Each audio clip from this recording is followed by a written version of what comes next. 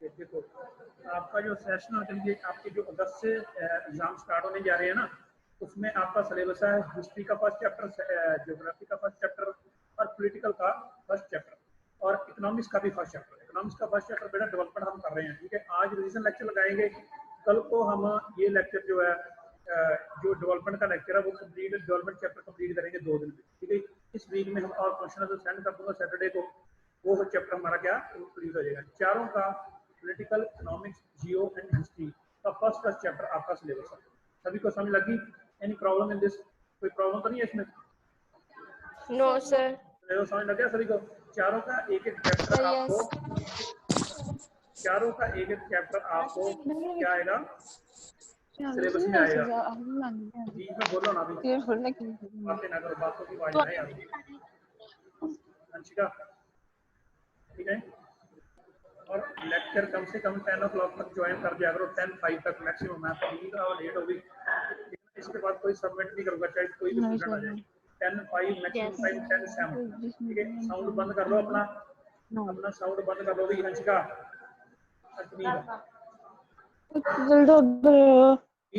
Class लगानी, चुप कर दो। नीट अपना साउंड बंद कर लो, otherwise you will be removed from the class, ठीक है। अब हम चैप्टर का जियो का फर्स्ट चैप्टर की रिवीजन स्टार्ट करने जा रहे हैं।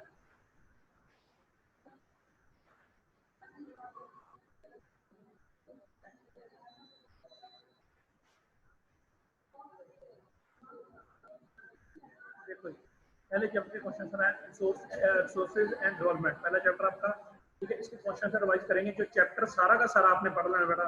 क्वेश्चन का मैक्सिमम आपको कोई पता नहीं कहाँ से बन जाए क्वेश्चन, ठीक है। बाद में ये नहीं कहना भी ये सर हमने किया, ये नहीं किया, ये करवाया था या नहीं करवाया था।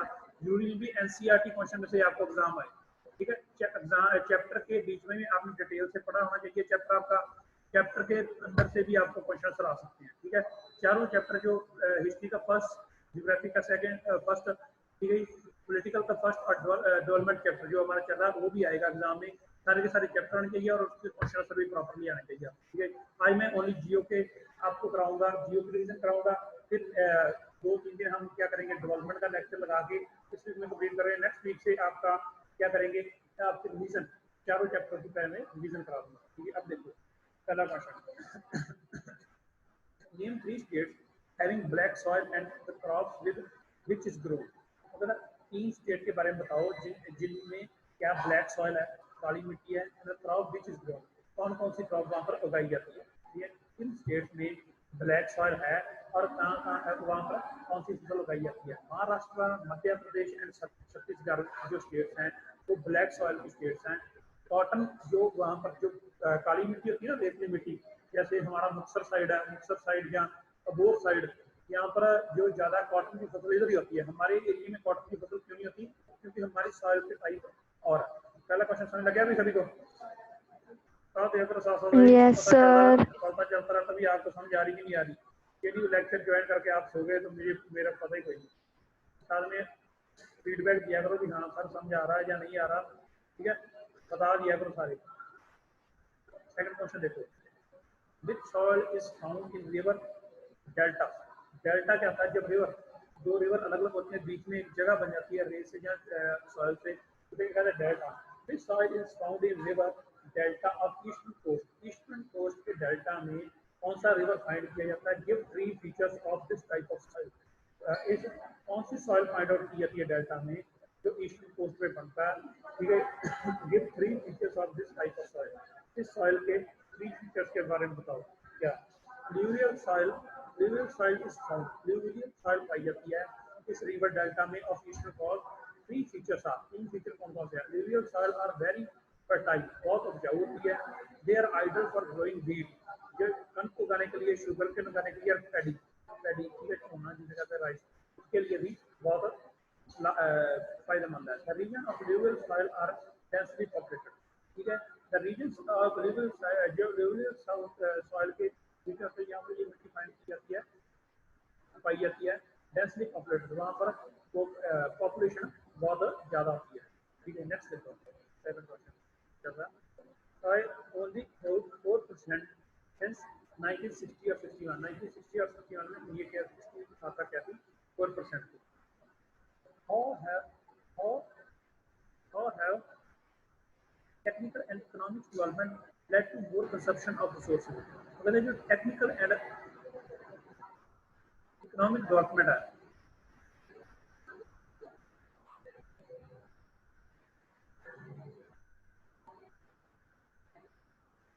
तो बता how have technical and economical development led to the more consumption of resources? अगर टेक्निकल जितनी टेक्निकली डेवलपमेंट हुई ठीक है टेक्निक में और जितनी इकोनॉमिकली पैसे के पर्पज से हमारी डेवलपमेंट हुई इससे क्या हुआ रिसोर्सेज ज़्यादा कंज्यूम होने लग पड़े ठीक है रिसोर्सेज कंज्यूम क्यों होने लग पड़ी हाउ किस तरह वो क्वेश्चन है technology development have led to more equipments so that technology बड़ी तो हमारे पास इक्विपमेंट आ गए ज़्यादा इक्विपमेंट साधन ज़्यादा आ गए एज ए रिजल्ट प्रोडक्शन बढ़ गई leading to the consumption of more sources consumption बढ़ी और सोर्सेज का भी यूज बढ़ गया मान लो कोई एक आदमी एक फसल पे 3 फसलें ले रहा है 3 फसलें उगा रहा है ठीक है एक ही लैंड पे 3 फसलें ले रहा है तो कंजम्पशन बढ़ गई वाटर की कंजम्पशन बढ़ गई उसकी फर्टिलिटी कम होगी technical development also led to the technological development also led to economic development technology बढ़ी तो पैसे की भी डेवलपमेंट बढ़ी when its condition rises जब कंडीशन राइज होगी need of people also rise जब कंडीशन राइज होगी लोगों की जरूरतें भी बढ़ गई it again result into more consumption of society इसी तरह से क्या है क्या आपकी डेवलपमेंट की economic development provide favourable environment for development economical जब पैसे की डेवलपमेंट हुई तो क्या होगी फेवरेबल एनवायरनमेंट भी फेवरेबल बन गया तो डेवलपमेंट भी फेवरेबल का हालात पैसा होगा तो हालात भी अच्छे होंगे ना It helps to make various materials found around us into resources. Finally, it results in the consumption of new available sources. जो नए sources बने, उसकी भी consumption हो, ठीक है? मतलब कहने का मतलब जब टेक्नोलॉजिकल डेवलपमेंट हुई तो पैसा आया पैसे आने से क्या हमने और तरक्की करने की कोशिश की और तरक्की करने के चक्कर में हमने क्या किया और रिसोर्सेज को यूज करना स्टार्ट कर दिया। थर्ड क्वेश्चन देखो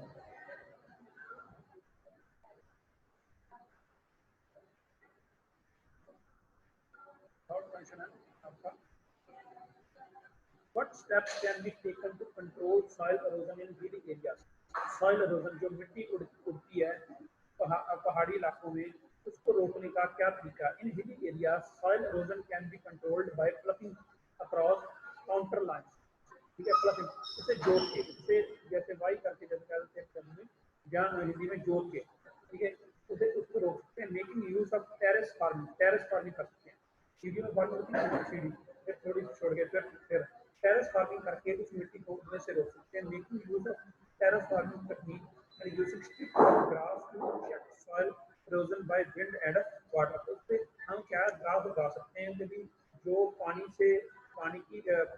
आए या अंधेरी आए हवा आए उससे क्या मिट्टी उड़े ना ठीक है नेक्स्ट देखो नेक्स्ट आपका what are the biotic and abiotic resources biotic और अबायोटिक रिसोर्सेज क्या ठीक है बायोटिक रिसोर्सेज गिव एग्जांपल दो the resources which are obtained from biosphere and have life are called biotic resources जो हम क्या वातावरण से मिलती है ठीक है बायोस्फीयर से मिलती हैं तो क्या कहते हैं बायोटिक रिसोर्सेज जैसे एग्जांपल मान लो अब वातावरण क्या क्या मिलता है प्लांट्स मिलते हैं एनिमल्स ह्यूमन बीइंग या बायोटिक रिसोर्सेज और बायोटिक रिसोर्सेज क्या है sources which are composed of non-living things जिसमें सीधा ही है बायोटिक रिसोर्सेज में क्या होती है लिविंग थिंग्स होती है अबायोटिक क्या नॉन लिविंग थिंग्स होती है for example water mineral metal wind ठीक है सोलर एनर्जी जो है अबायोटिक रिसोर्सेज ठीक है ऐसे एक ही क्वेश्चन रहेगा बड़ा इसका लॉन्ग वाला ये वाला उसके बाद आपका चैप्टर कंप्लीट है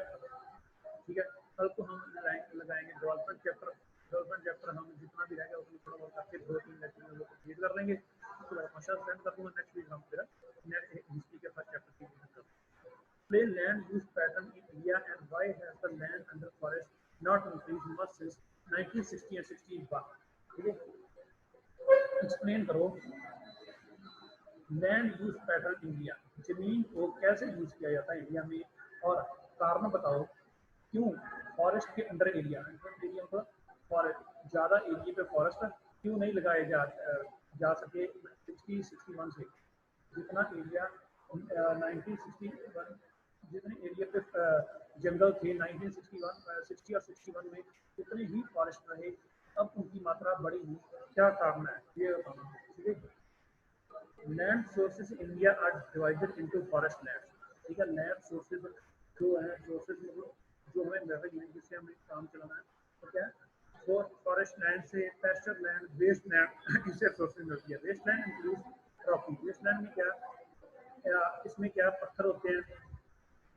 ठीक है, arid and desert land and land used for other non agriculture purposes such as housing, roads and industries, यह किसी वेस्ट लैंड माना जाता है। ठीक है, जो भी कोई भी रोड जिसके लिए किसके लिए डिजर्ट लैंड है, रेता वहाँ पर, जहाँ पत्थर है, जहाँ घर बने हुए हैं, रोड बने हुए, इंडस्ट्री, इस पर कोई हम खेती वगैरह तो नहीं ना कर सकते। ठीक है, about 54% of total land is follow, 54% land कैसे डिवाइड की गया है, इसमें से 54% में से 22.5 इज कवर्ड बाय फॉरेस्ट, 22.5 किससे कवर है, फॉरेस्ट से कवर है, and 3.45 is use for grazing, 3.45 किसके लिए यूज की जाती है, ग्रेजिंग के लिए। ठीक है, चारे के लिए।